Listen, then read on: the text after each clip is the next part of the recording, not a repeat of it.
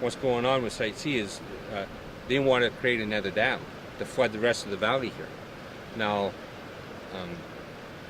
we have put forward options to the creation or the destruction of this valley.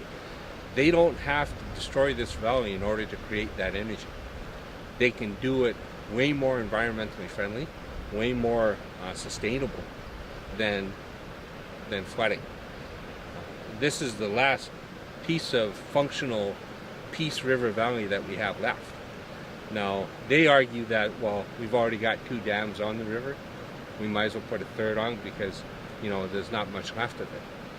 We argue that, well, because those other 2 dams, that doesn't make this valley less important. It makes it more important because everything is concentrated here now, and that they should be looking, when presented with reasonable alternatives, and take those into consideration. Flooding this valley is not clean or green, right?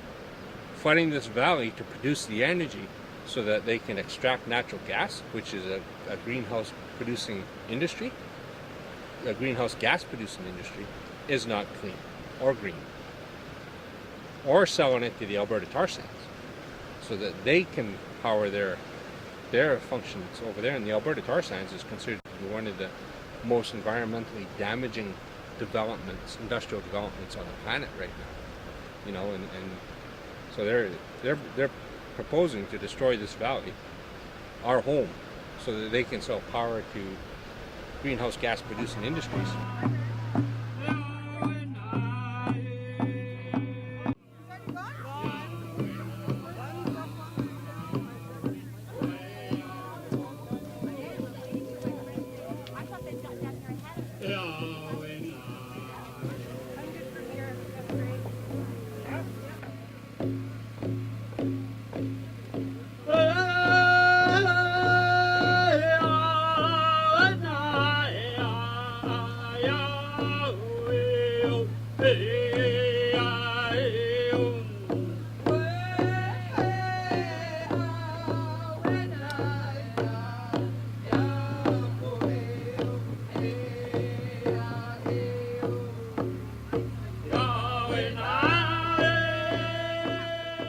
We have 4 court cases going on right now with Site C.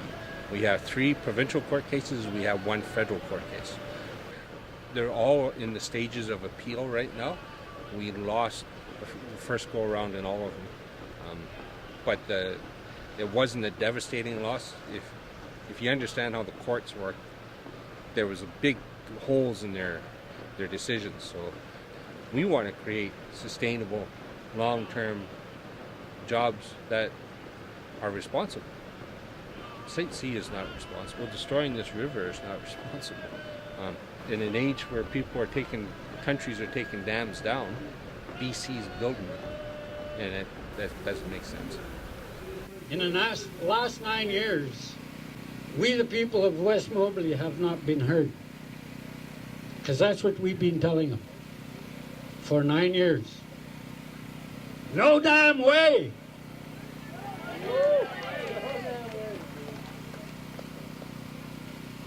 When I speak of we, me as Chief of the West Moberly First Nations, I am talking about my community.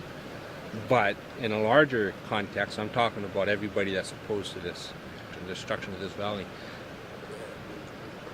We have local residences here that are non-Aboriginal, which are the Cowboys. You know, they are the ranchers and the farmers. And we have us, the Indians. And we've come together, we've circled our wagons, and we're fighting off the common enemy, which is BC Hydro.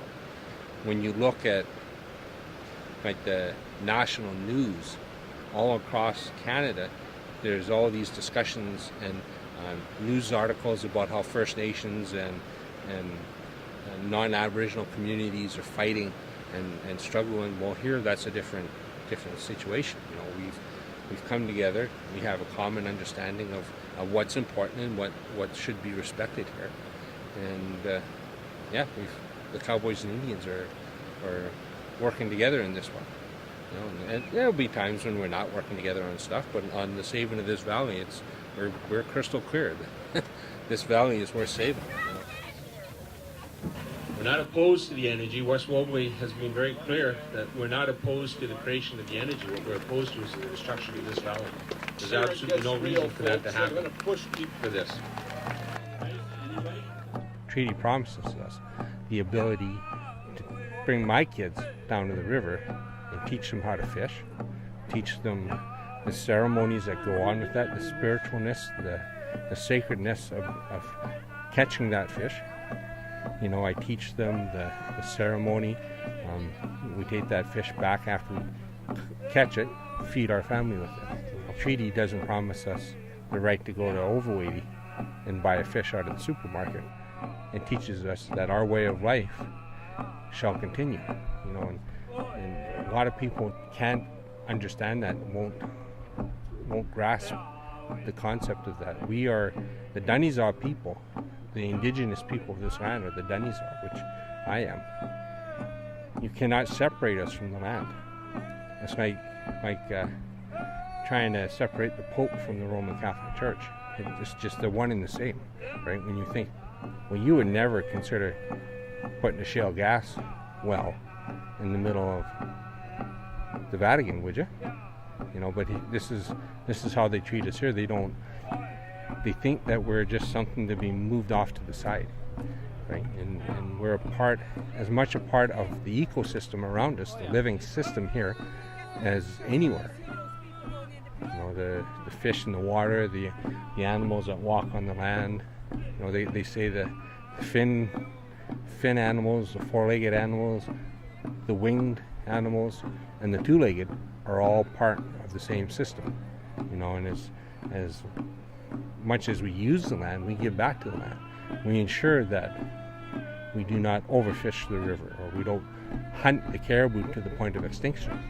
If we start seeing that the caribou are getting stressed from activity, we move on to somewhere else, type of thing. But the way activity here is happening, we're stuck in these little concentration camps, you know, on the reserve, and we're only allowed to come out every once in a while and do things. Well, that's not what the treaty promised.